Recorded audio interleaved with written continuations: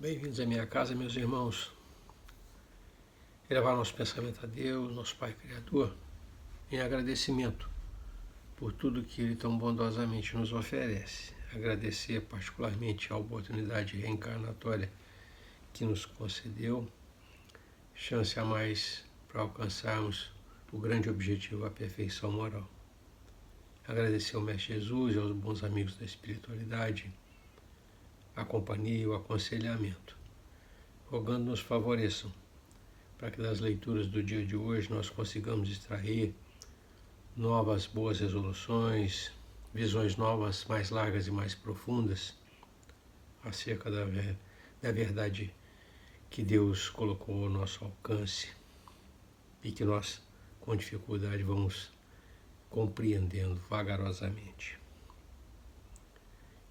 Que a paz do Mestre Jesus inunde os corações dos nossos irmãos, que a luz do Mestre se derrame sobre a nossa reunião. Que assim seja. Nós estamos estudando do Livro dos Espíritos, a parte segunda, que tem por título do mundo espírita, ou do mundo dos espíritos. E estamos no capítulo 4, da pluralidade das existências, e nós já vimos 7 temas. É um capítulo relativamente longo.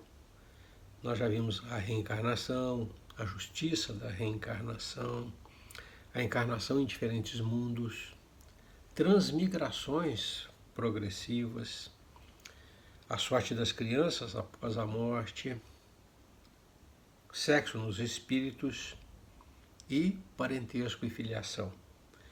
E hoje nós vamos ver os 2 últimos temas, parecenças físicas e morais e ideias inatas.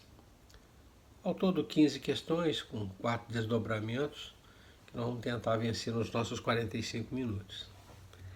Então, vamos iniciar aqui. Parecenças físicas e morais. Iniciando na questão de número 207. Frequentemente os pais transmitem aos filhos a parecença física.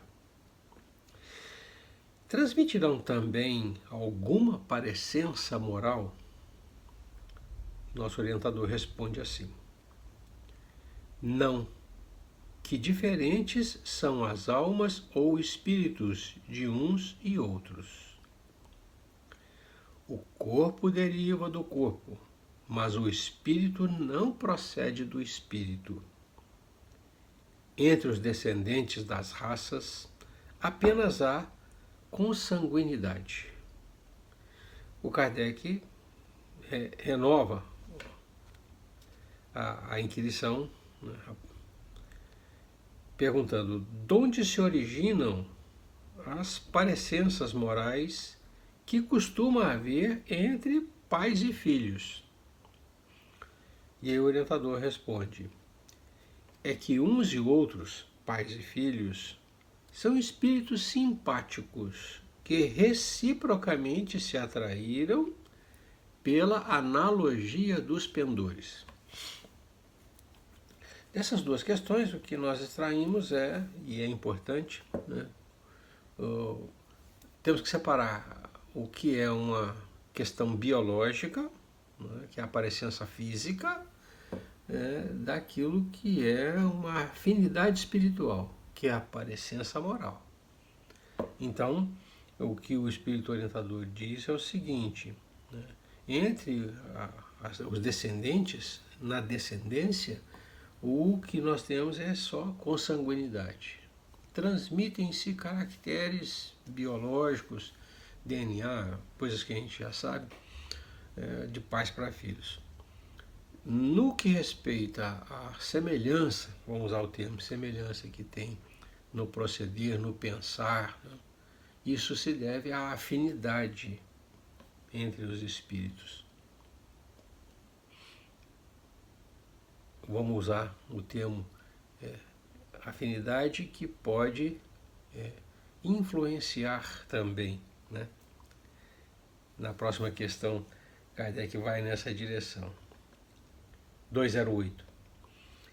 Nenhuma influência exercem os espíritos dos pais sobre o filho depois do nascimento deste? O orientador responde: ao contrário, bem grande influência exercem. Conforme já dissemos, os espíritos têm que contribuir para o progresso uns dos outros.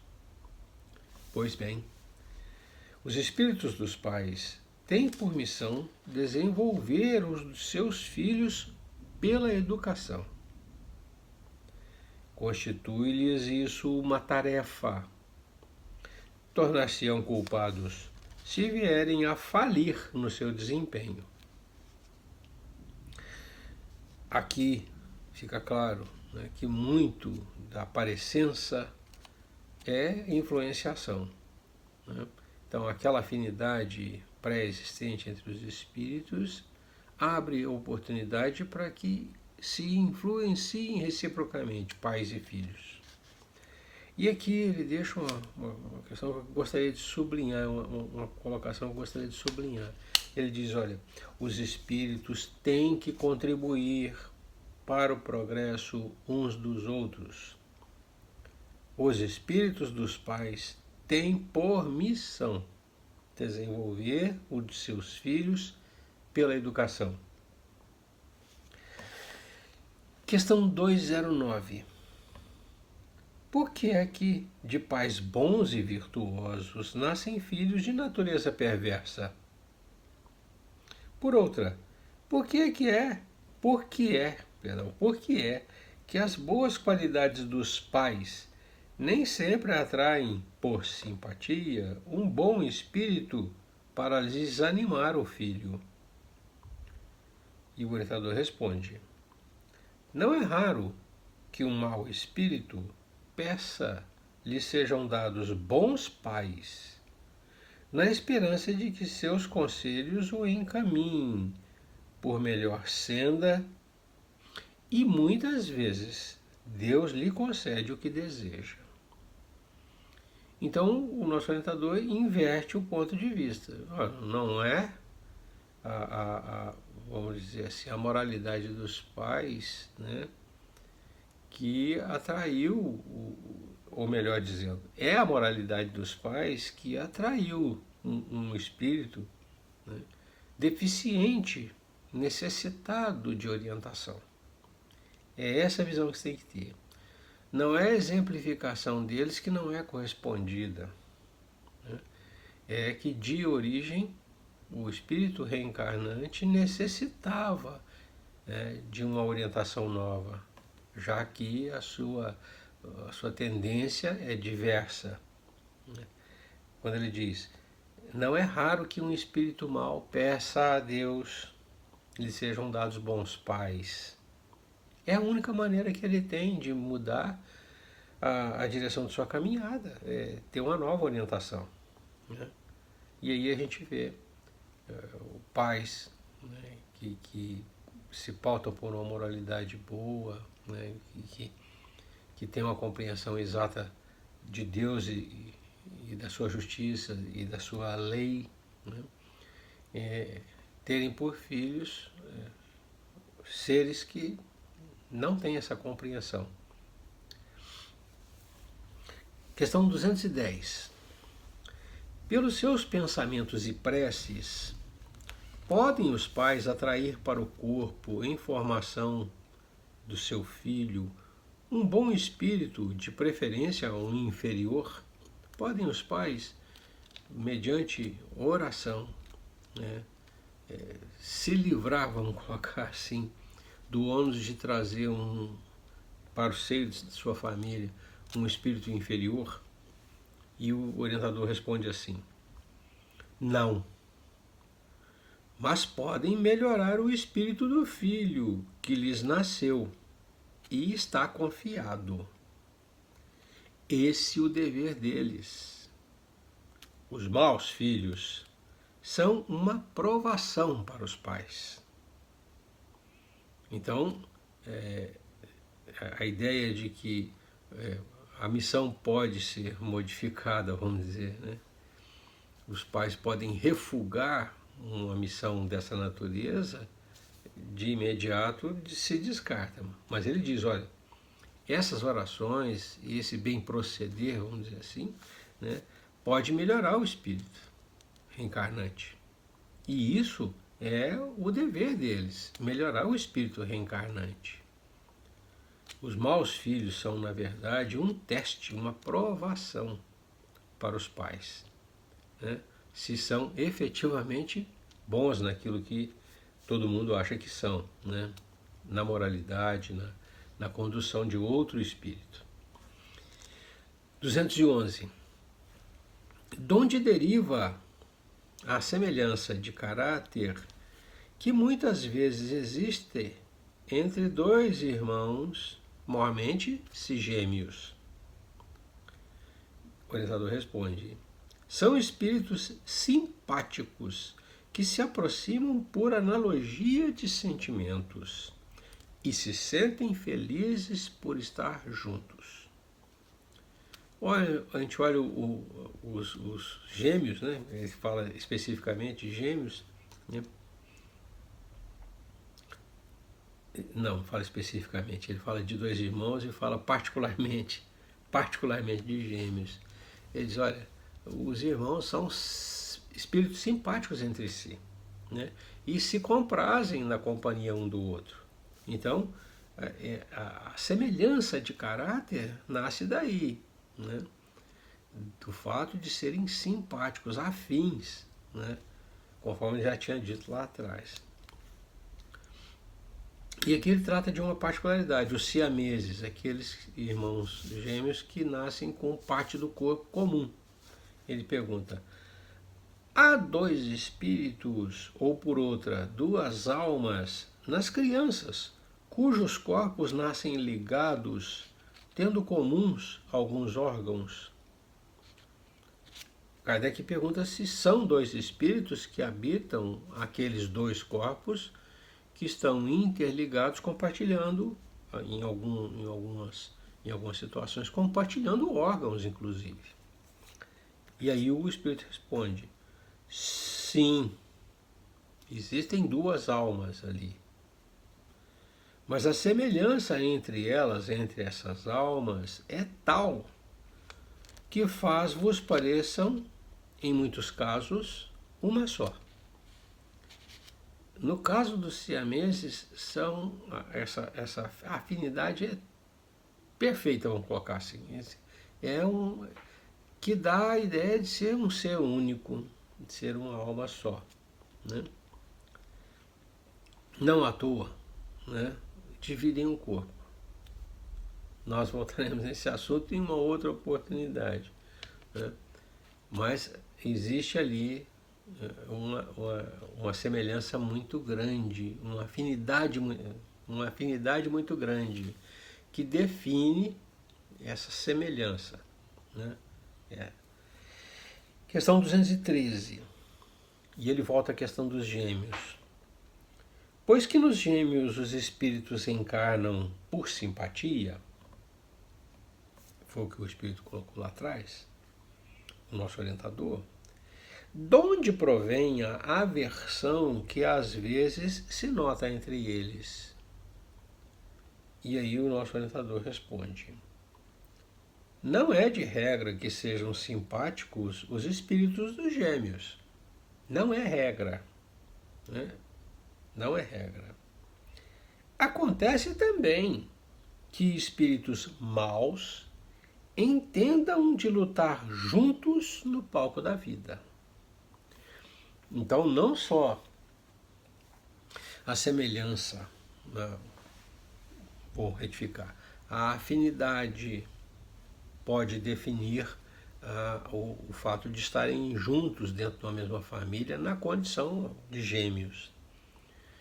Pode acontecer, inclusive, o inverso, né? Por conta do conflito que mantém, né, essa proximidade causada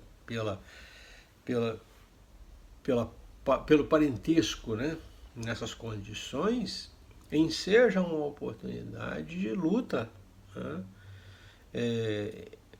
em um ambiente comum, praticamente forçando a situação de conciliação. É essa a ideia que ele tenta transferir.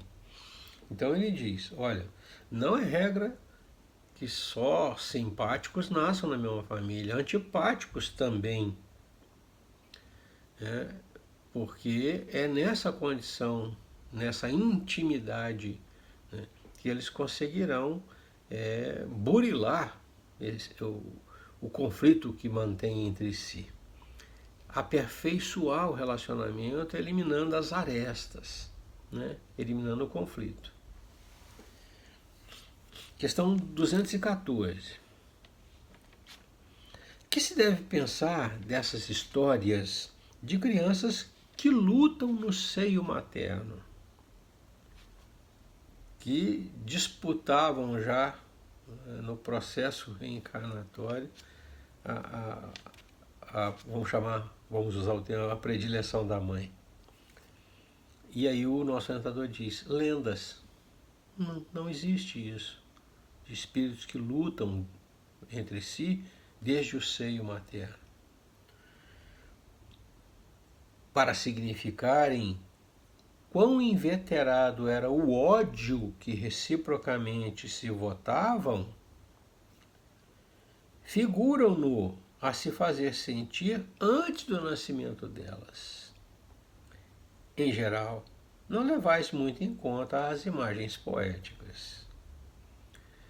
Na verdade, a pré-existência da animosidade, né, cria, vamos dizer assim, essa perspectiva, né, e é traduzido por uma figura. Então, o disputar entre si já no seio materno é uma figura de pensamento, né, vamos dizer, uma figura de pensamento que remete o conflito a uma existência anterior. Não é fato. É uma alusão, é uma maneira de fazer entender, né, que o conflito ou o ódio que sustentam um em relação ao outro é anterior àquela encarnação. Questão 215. E aqui já se fala de coletividades. Que é o que dá origem ao caráter distintivo que se nota em cada povo. Cada povo tem um característico, vamos dizer assim, né? E ele pergunta, o que é que dá origem a esse caráter distintivo dos povos? E aí o Espírito responde assim. Também os espíritos se grupam em famílias, formando as famílias pela analogia de seus pendores, mais ou menos puros, conforme a elevação que tenham alcançado. Pois bem, um povo é uma grande família formada pela reunião de espíritos simpáticos. Na tendência que apresentam os membros dessas famílias,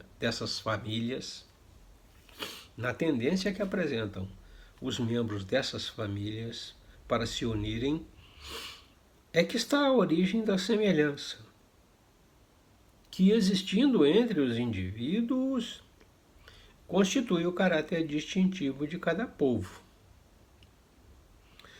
Julgas que espíritos bons e humanitários procurem para nele encarnar um povo rude e grosseiro? Não. Os espíritos simpatizam com as coletividades como simpatizam com os indivíduos. Naquelas coletividades em cujo seio se encontrem, eles se acham no meio que lhes é próprio. Aqui cria para nós um ponto de discussão, né, que, de certa forma, muda a maneira como a gente enxerga a realidade que nos cerca.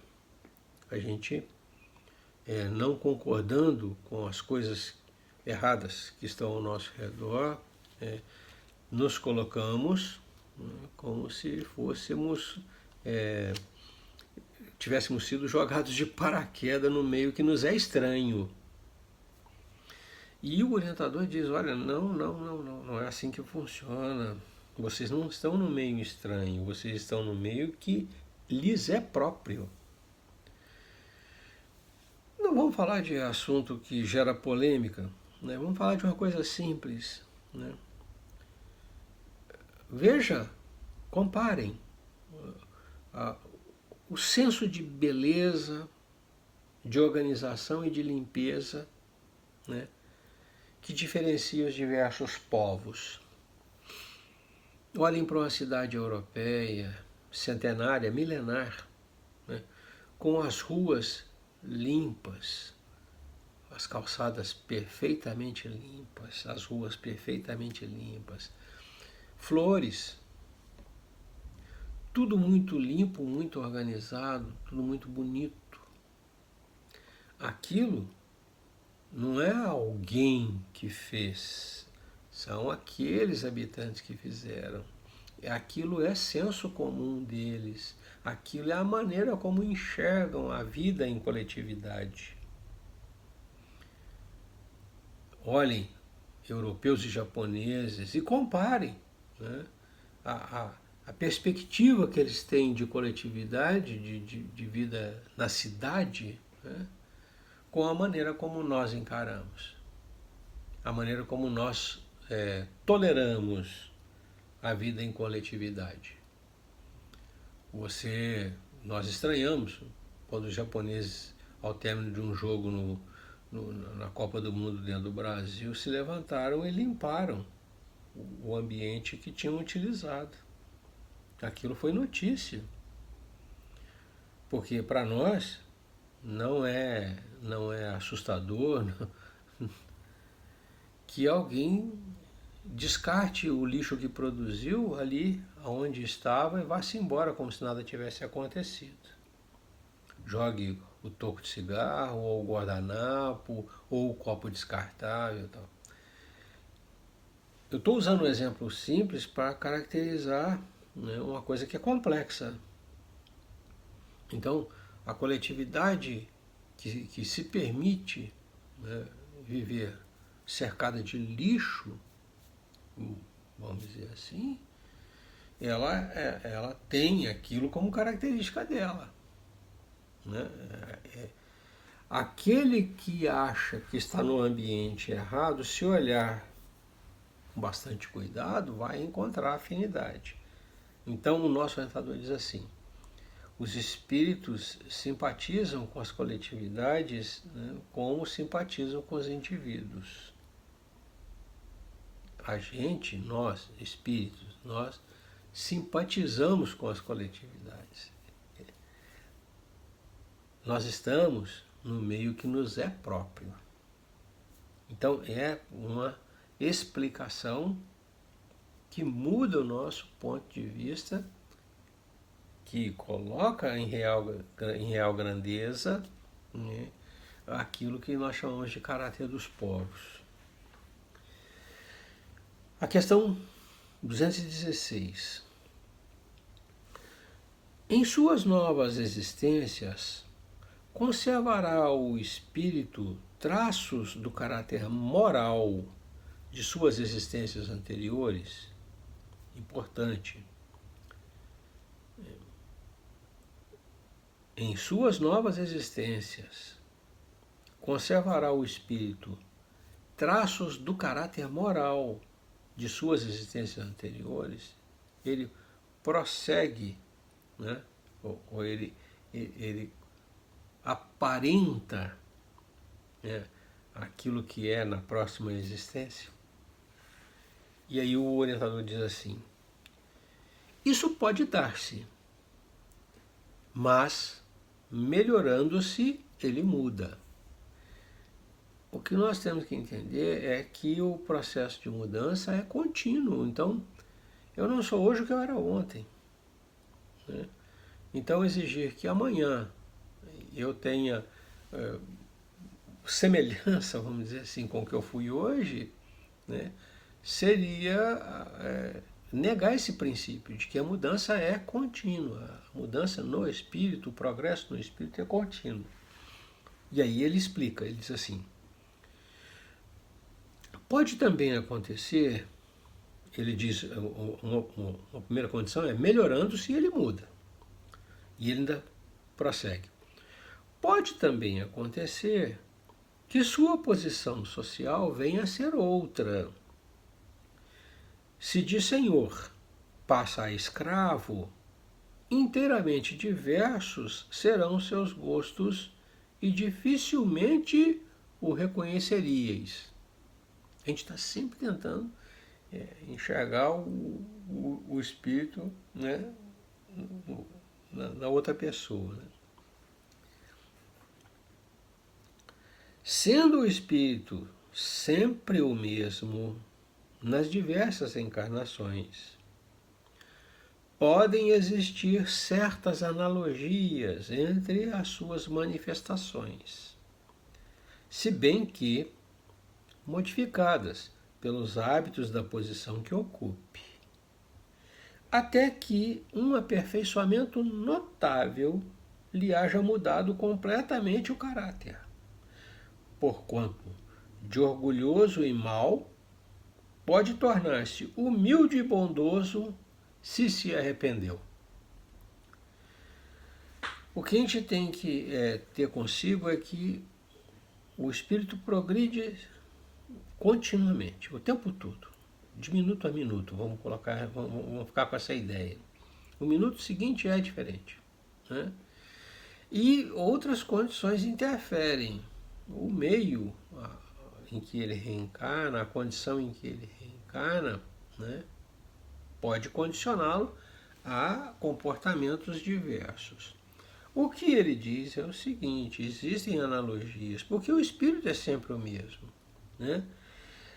Se bem que essas analogias, essas parecenças, essas semelhanças, né, elas ficam comprometidas.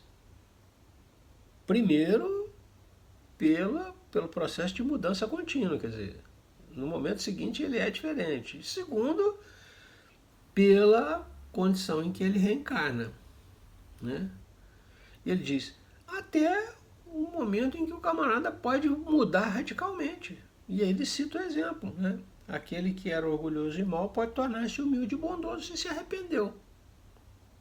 Então, vamos dizer, aquilo que ele chama de caráter moral também é uma coisa que avança. Né? É uma coisa que progride. E pode progredir radicalmente, pode avançar radicalmente, pode inverter a posição. Está tentando identificar um camarada que era orgulhoso, que era maldoso, já não encontra mais, porque ele simplesmente se arrependeu do que era e resolveu mudar.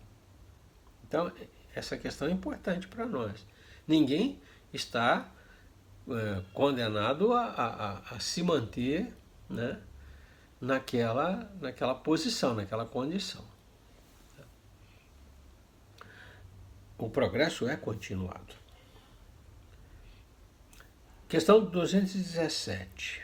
E aí ele falou de parecença ou de caráter moral, né, de caráter moral. Agora ele vai falar de caráter físico, na parecença, caráter físico. Na 217 ele pergunta assim: e do caráter físico, ou seja, da organização orgânica da pessoa, e do caráter físico de suas existências pretéritas, conserva o espírito traços de suas existências anteriores? O orientador responde: o novo corpo que ele toma nenhuma relação tem com o que foi anteriormente destruído. Então, o novo corpo não guarda nenhuma relação. Vamos voltar ao princípio que ele diz lá.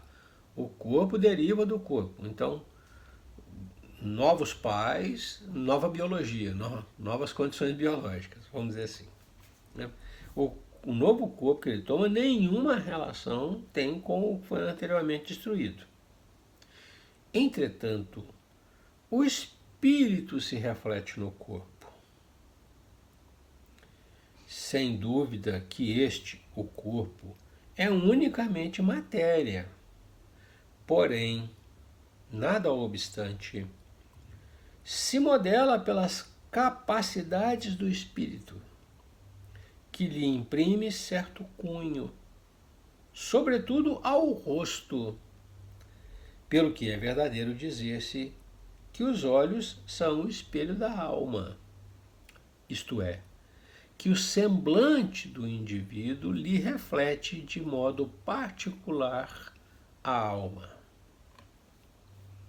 Assim é que uma pessoa excessivamente feia, quando nela habita um espírito bom, criterioso, humanitário, tem qualquer coisa que agrada, ao passo que há rostos belíssimos, que nenhuma impressão te causam, que até chegam a inspirar-te repulsão.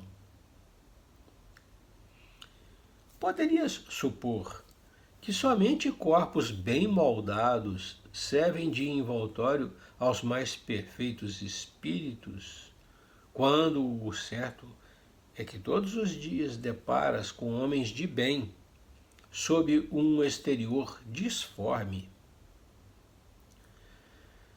sem que haja pronunciada parecença. A semelhança dos gostos e das inclinações pode, portanto, dar lugar ao que se chama a um ar de família.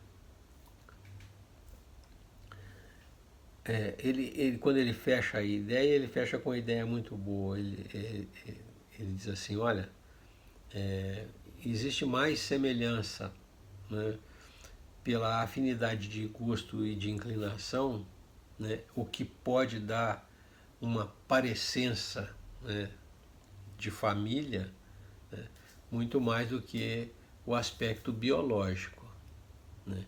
As criaturas podem, vamos dizer assim, pertencer mais à família por se sentir dentro dela, por ter afinidade com as outras pessoas do grupo, do que propriamente pela semelhança física. E aqui ele coloca uma coisa muito interessante que eu gostaria de ressaltar. Ele diz assim, o espírito se reflete no corpo. E muito embora o corpo seja matéria, ele diz,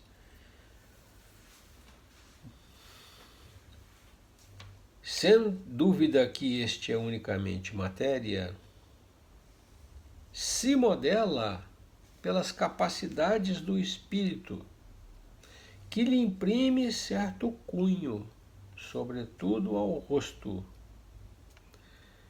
Aqui o que nós temos é um princípio, né, que a gente fala várias vezes, né, e diz que o perispírito, por exemplo, é o molde, né, do corpo físico. Traços do espírito,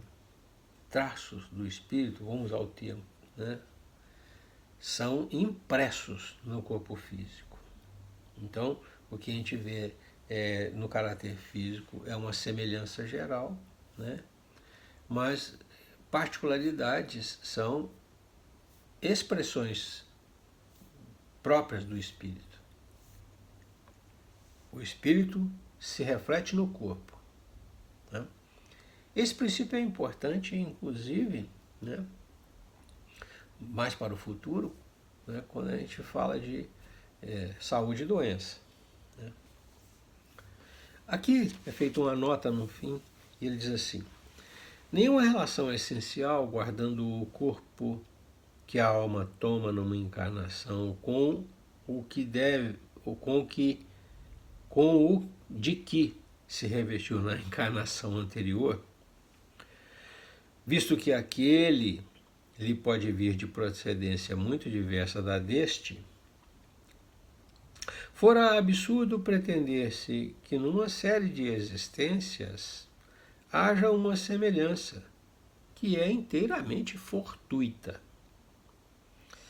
Todavia, as qualidades do espírito frequentemente modificam os órgãos que lhe servem para as manifestações. e lhe imprimem ao semblante físico e até ao conjunto de suas maneiras um cunho especial. É assim que, sob um envoltório corporal da mais humilde aparência, se pode deparar a expressão da grandeza e da dignidade, enquanto, sob um envoltório de aspecto senhoril, se percebe frequentemente a da baixeza e da ignomínia. Não é pouco frequente observar-se que certas pessoas, elevando-se da mais ínfima posição, tomam, sem esforços, os hábitos e as maneiras da alta sociedade. Parece que elas aí vêm a achar-se de novo no seu elemento. Outras, contrariamente, apesar do nascimento e da educação, se mostram sempre deslocadas em tal meio. De que modo se há de explicar esse fato, senão como reflexo daquilo que o espírito foi antes?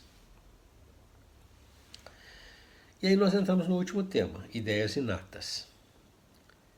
Questão 218.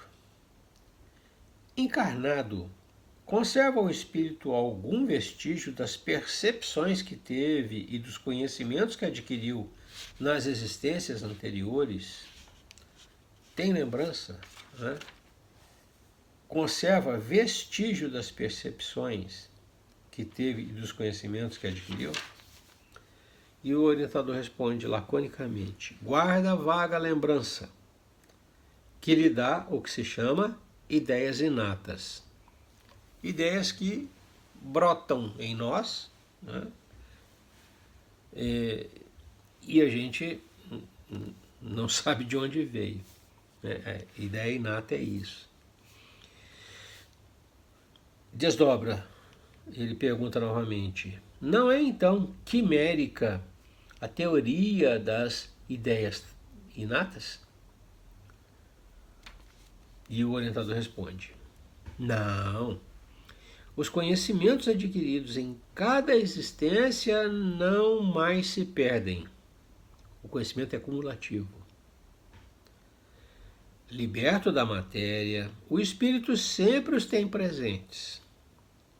Durante a encarnação, esquece-os em parte, momentaneamente. Porém, a intuição que deles conserva lhe auxilia o progresso. É uma alavanca, é um ponto de partida para você resolver problemas novos. É o que ele diz. Se não fosse assim, teria que recomeçar constantemente. Recomeçar do zero. Em cada nova existência, o ponto de partida para o espírito é o em que na existência precedente ele ficou. Então a gente recomeça aonde parou. Isso é importante. E aí o Kardec aprofunda, mais um desdobramento. Grande conexão, pergunta ele, grande conexão deve então haver entre duas existências. As duas existências devem estar ligadas intimamente, grande conexão.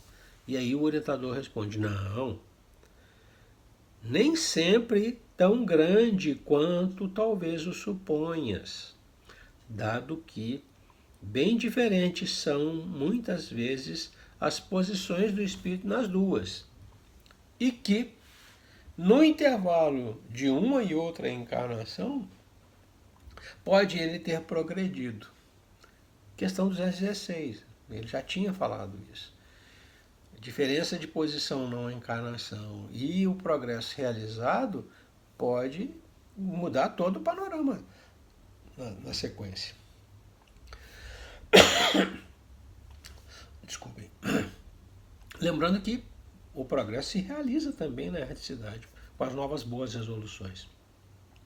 Então, o espírito pode ser investido novamente na carne numa condição completamente diferente, não guardando nenhuma conexão entre uma e outra, ou guardando alguma conexão.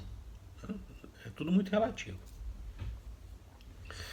Não tão grande quanto você supõe. Questão 219. Qual a origem?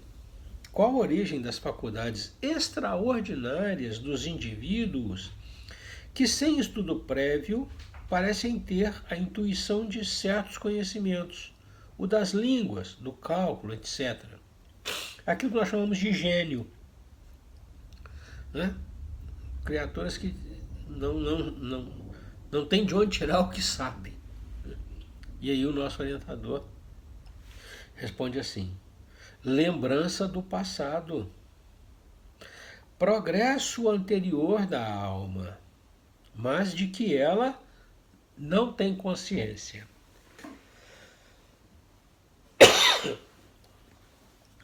Me desculpem.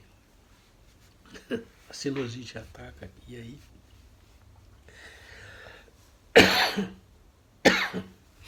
complica um pouquinho.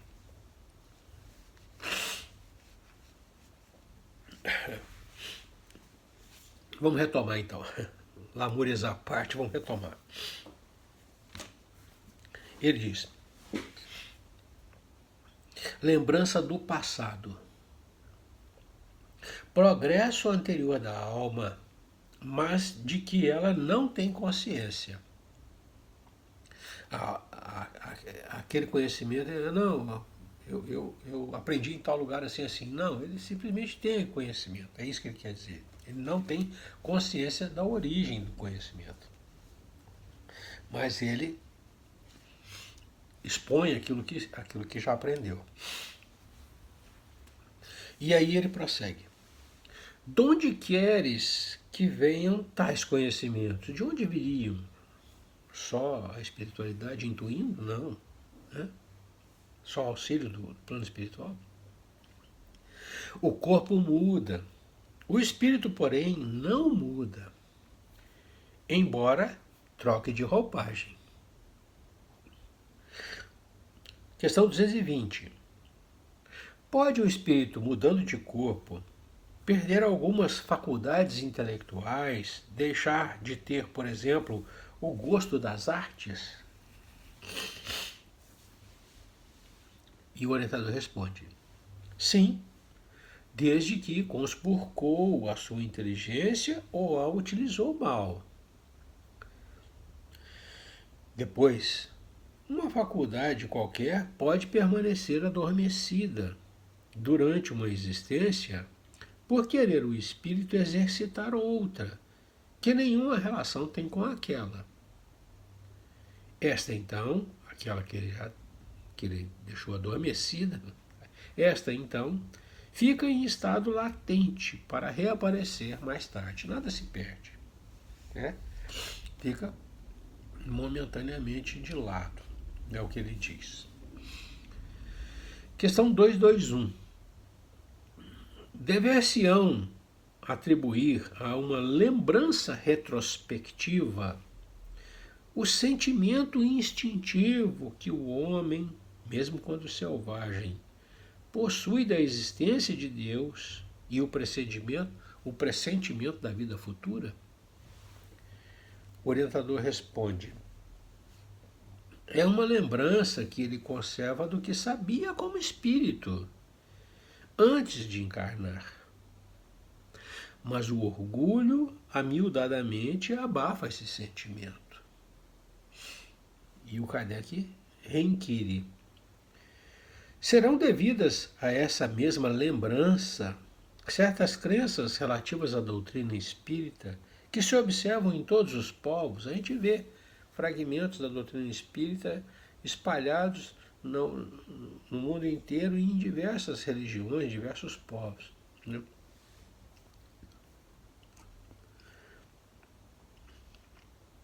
O orientador, então, responde: essa doutrina, a doutrina espírita, é tão antiga quanto o mundo. Tal o motivo porque em toda a parte a encontramos, o que constitui prova de que é verdadeira. Conservando a intuição, e aqui eu grifo, conservando a intuição do seu estado de espírito, o espírito encarnado tem instintivamente consciência do mundo invisível. Mas os preconceitos, bastas vezes, falseiam essa ideia. E a ignorância lhe mistura a superstição.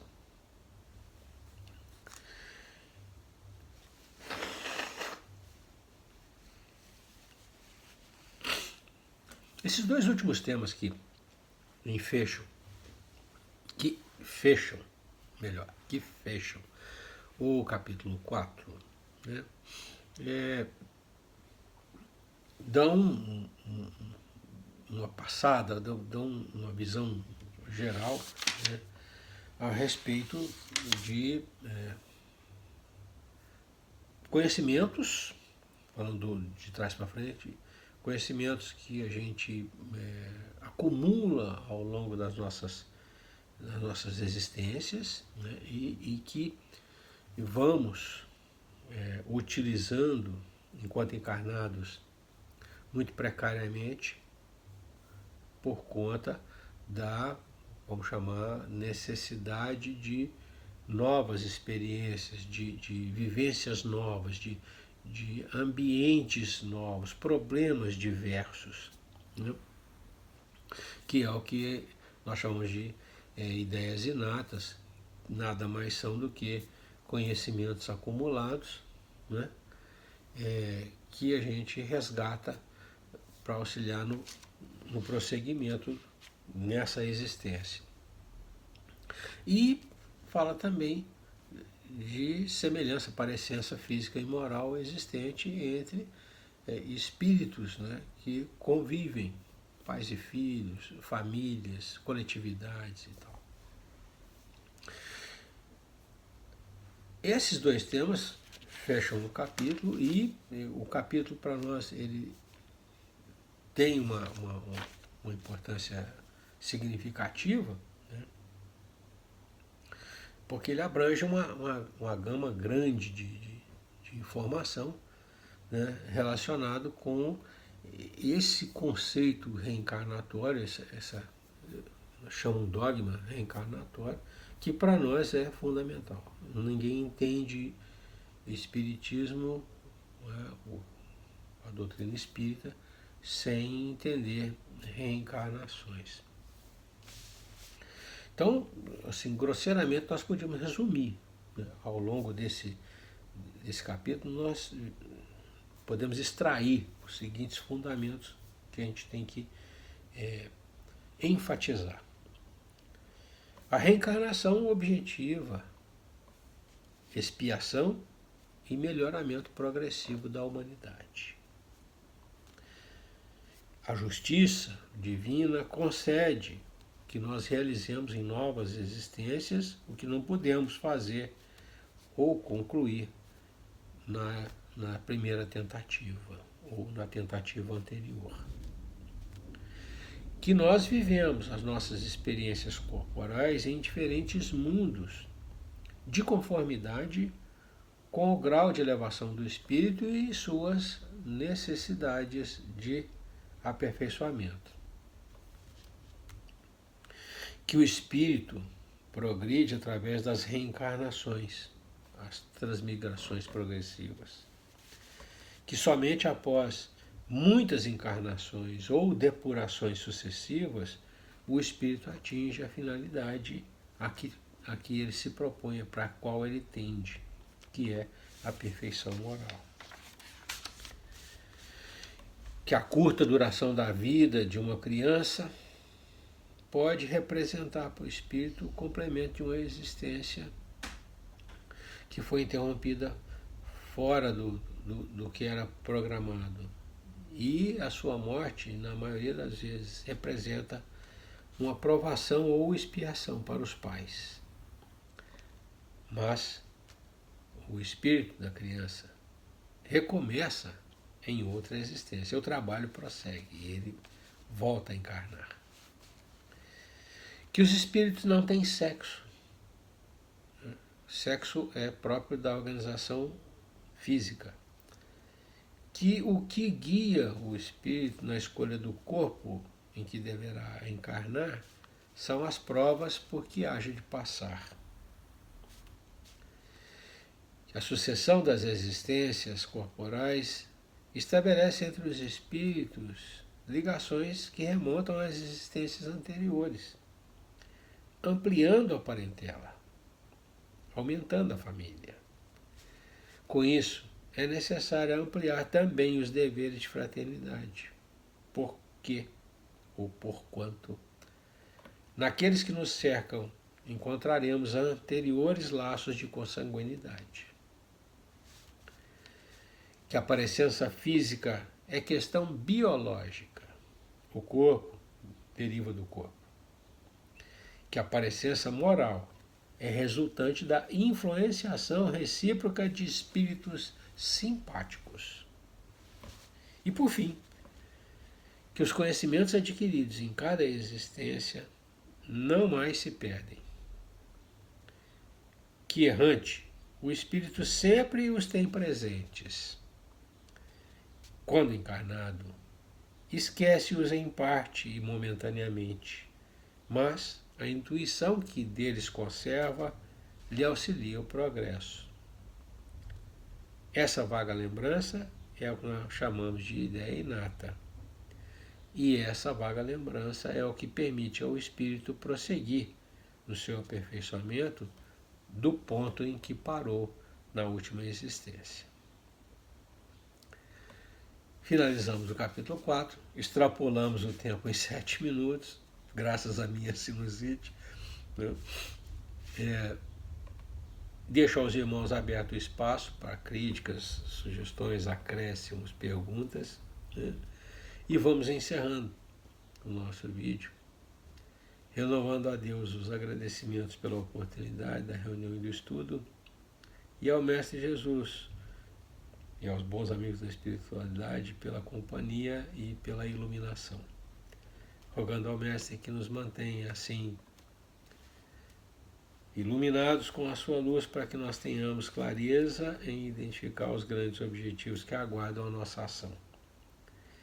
E fortalecidos com a sua energia, para que nós tenhamos, enfim, a coragem de agir conforme a lei de Deus. Paz e luz aos meus irmãos. Deus os abençoe. Até a próxima.